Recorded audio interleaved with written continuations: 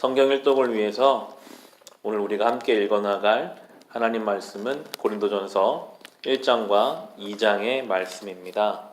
이 고린도전서는 바울이 고린도라고 하는 지역에 있는 교회, 그 성도들에게 쓴 편지입니다. 그 당시 고린도 교회 안에는 분열하는 움직임들이 있었습니다. 그런 분열을 잠재우고자 바울이 고린도전서를 쓰게 되는데요.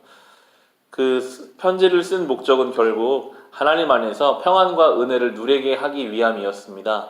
1장 3절을 보시면 하나님 우리 아버지와 주 예수 그리스도께서 내려주시는 은혜와 평화가 여러분에게 있기를 빕니다 하면서 고린도전서를 시작하고 있습니다.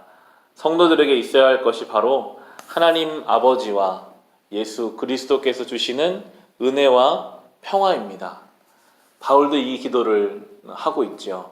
우리의 기도 가운데 늘 있어야 하는 것이 우리의 삶에 주님 주시는 은혜가 있고 평화가 있기를 기도해야 할 것입니다.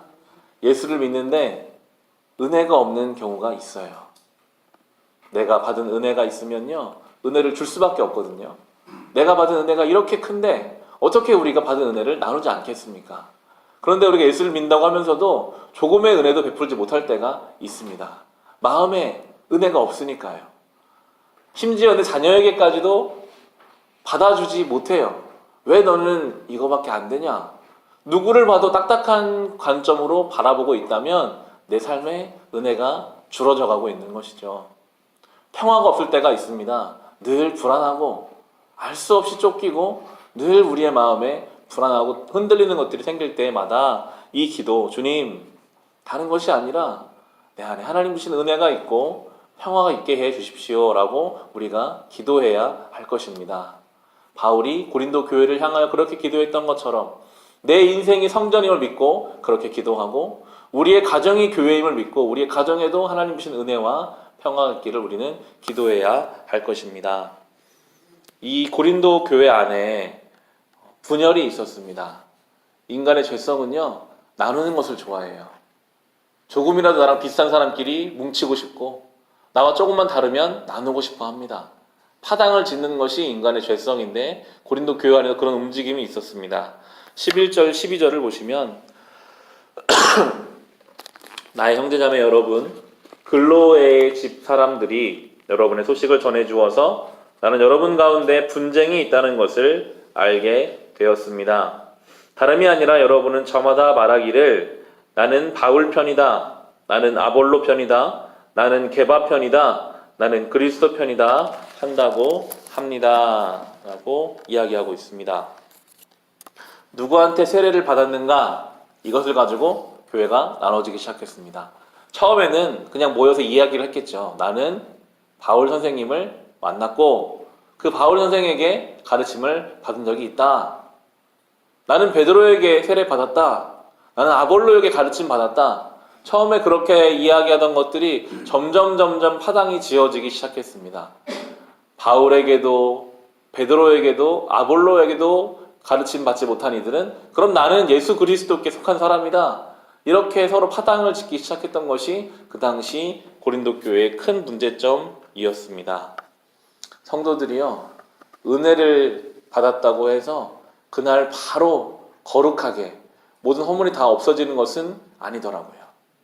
교회 안에도요, 다 허물 많은 사람들이 모여 있습니다.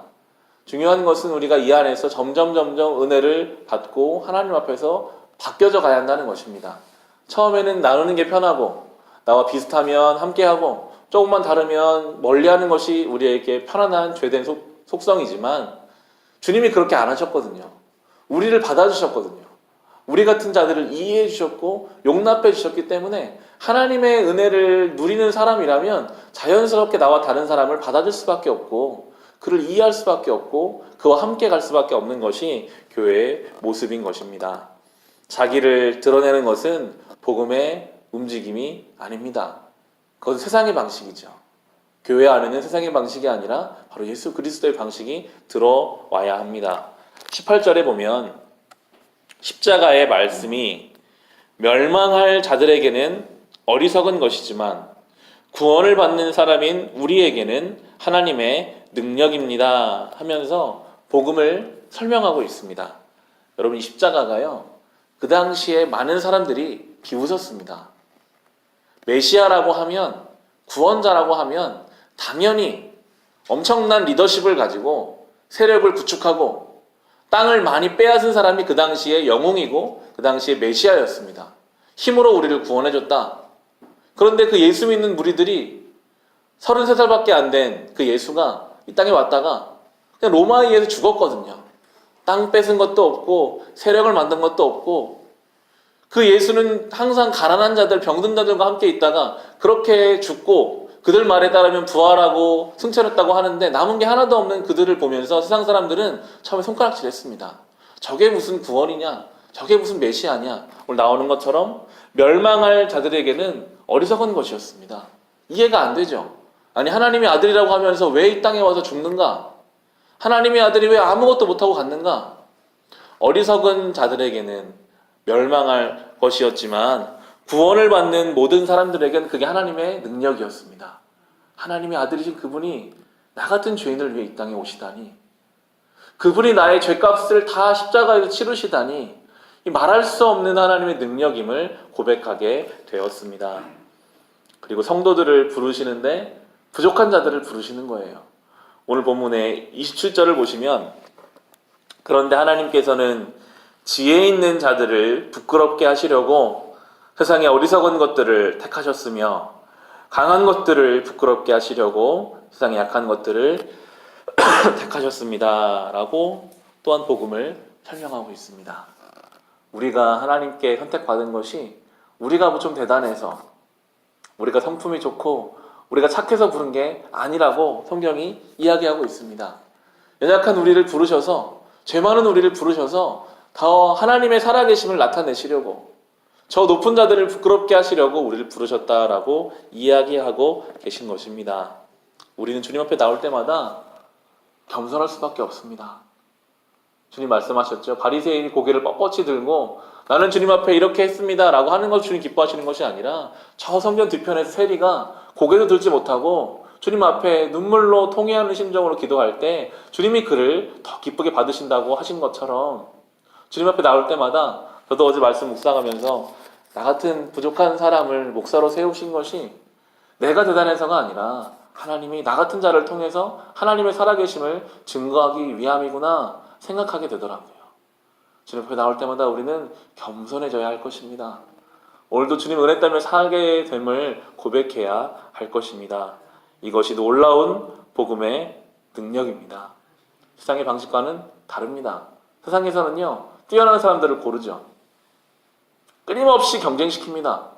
그래서 이익을 창출합니다. 못하면 바로 잘라버려요. 그게 세상의 방식입니다. 하지만 복음은 전혀 다릅니다. 우리를 주님께서 오늘도 받아주시고 우리를 키워가시고 우리를 변화시키셔서 우리를 통해 하나님의 역사를 이 땅 가운데 나타내심으로 하나님의 살아계심이 증거되게 될 것입니다. 이제 고린도전서 말씀을 묵상해 가기 시작합니다.